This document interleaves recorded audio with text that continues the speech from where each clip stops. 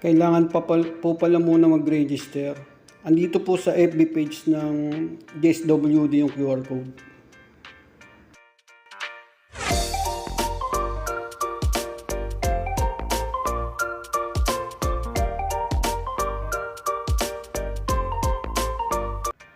Yo, what's up mga kabayan? Welcome back sa aking channel, OFW Nonoy. Bali, ang susunod ko pong i-share na video is kung paano po mag-register sa educational assistance ng DSWD gamit po ang pag-scan ng QR code. Ayan po, pinost po ng DSWD sa FB page po nila na kailangan po muna mag-register para hindi na po kayo maabala doon, makapagsiksikan pa sa pila. So, okay, simulan na po natin. Ayan, buksan nyo lang po yung scanner nyo kung meron po kayo sa mobile nyo na pre-installed. Pag wala naman po, punta lang kayong Play Store, download lang po kayo dyan. Type nyo lang po dyan, QR code scanner. Ayan, marami po dyan. Pili na lang po kayo dyan na susut sa panlasa nyo po. Ayan, buksan nyo yung scanner. Tapat nyo po yung, ayan, yung scanner dyan sa camera hanggang sa makapture nya po.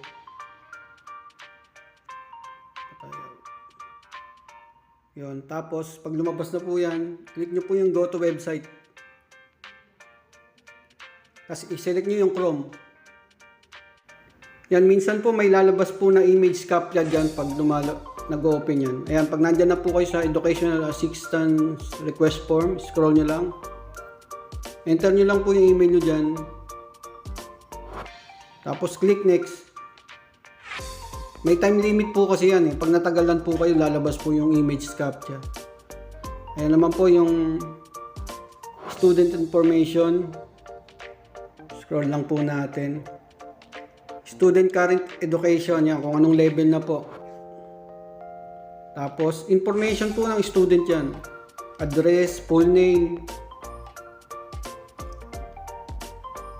Yan, lagyan nyo lang po. Lahat po ng may asterisk, lagyan nyo. Pag dyan na po sa birthday, yan, select nyo lang po yung calendar.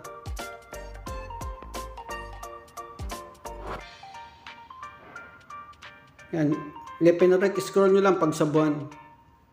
Tapos click nyo na yung set. Dito naman po yung pag-add ng file, click nyo lang yung add file. Tapos select file from device. Click nyo yung files. Hanapin nyo na po yung file ng Certificate of Enrollment.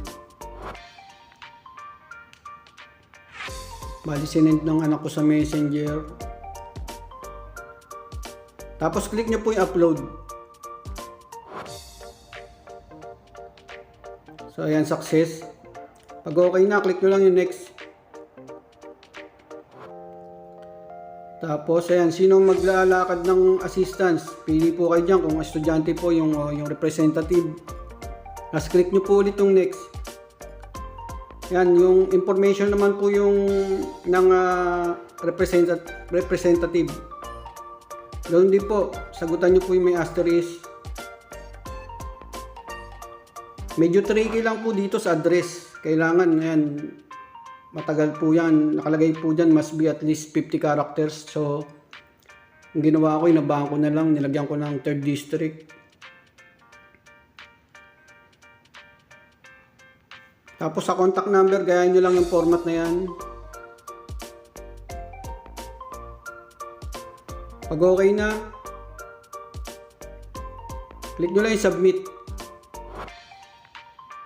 Yan, last part na po yan. Pag lumabas na po yan, successful po yung registration nyo. Gawin lang po. Maraming salamat.